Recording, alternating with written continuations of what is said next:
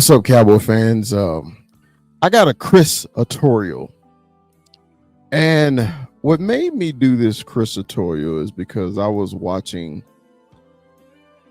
another podcast. It's a Cowboy podcast, and they basically said that Cowboys need to move on from Dak. This is his last year. Why do we need to continue going 12-5 and have a first round exit? The Cowboys didn't give him anything in the offseason because they're going to make Dak prove it. Isn't that the most asinine statement that you ever heard in your life? I'm not going to give our team any help to win because we want Dak Prescott to prove it.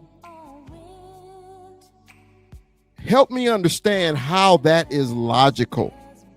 So you want him to fail so you can say, aha, I was right. This is to the people who don't like Dak Prescott. They don't like the 12-5 seasons because of the first round exits.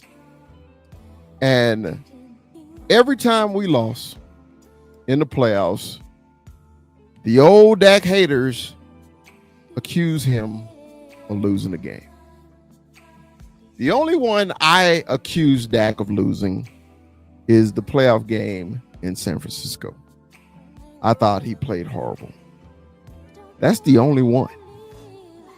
But to blame Dak Prescott for the Cowboys' 28 years of not being in the Super Bowl is asinine. To say you're not going to extend Dak Prescott because he hasn't proven anything to you is the craziest statement I ever heard a Cowboy fan say. So this is my thing. Why do you even cheer for your team if you hate the leader? It seems like every Cowboy fan that hate Dak is like you undermining your leader. The quarterback is the leader of the team. You ask any Cowboy that's currently on the roster, they behind their quarterback 100%. But the fans who know better thinks Dak is the problem. So what was the problem when Romo was here? Can't nobody tell me that. They don't say it was the defense. Everybody thought Tony Romo was a better quarterback than Dak Prescott. But what was the problem? Remember, Tony Romo went 13-3. Didn't they have a first round exit? Didn't they?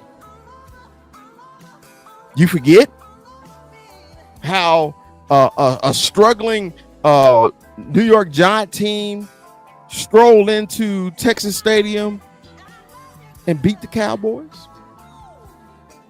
You forget about that, though. But it's Dak Prescott's fault. It's always, what have you done for me lately? And I always say, Cowboy fans that hate Dak Prescott, the grass is not greener on the other side. But you want to get rid of him, and you throwing this Trey Lance at me. Trey Lance. Trey Lance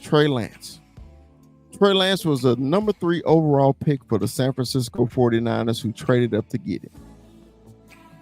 And in 3 years, they got rid of him for Mr. Irrelevant. But you think somebody who hadn't threw a pass in the NFL in 3 years is better than Dak Prescott, a top 5 quarterback? So Cowboy fans who have these answers, so once you get rid of Dak Prescott, because that's what you want to do, because he can't play, remember? So once you get rid of him, you mean the guy who came in second in MVP in the whole league, he can't play? That one you want to get rid of? Tell me what is the answer. I'll wait. Because you don't have an answer. You just hoping and wishing somebody else that come in here can do better. You're hoping and wishing. Stop hoping and wishing. Give this man some help. Give him something that he can work with.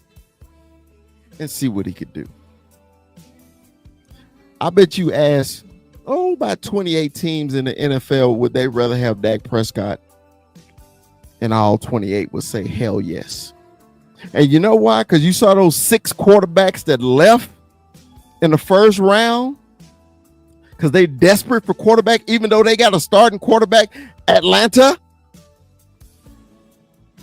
Even though they got a starting quarterback, what they do? They draft a quarterback in the first round because they don't think Kirk could do it. In the other 5, they ain't got no quarterback, so of course they're going to draft one. Well, Chicago was crazy for getting rid of Justin Fields, but that's just my opinion. Just like this Chris Arturio is my opinion. So all I'm just saying is, Cowboy fans who call yourself Cowboy fans, why cheer for the Cowboys if you hate Dak? Stop it. Don't wear no more Cowboy stuff. Don't wear your Cowboy hats, your jerseys, or nothing. But as soon as you go to the game, Dak Prescott get announced, you jumping out your seat.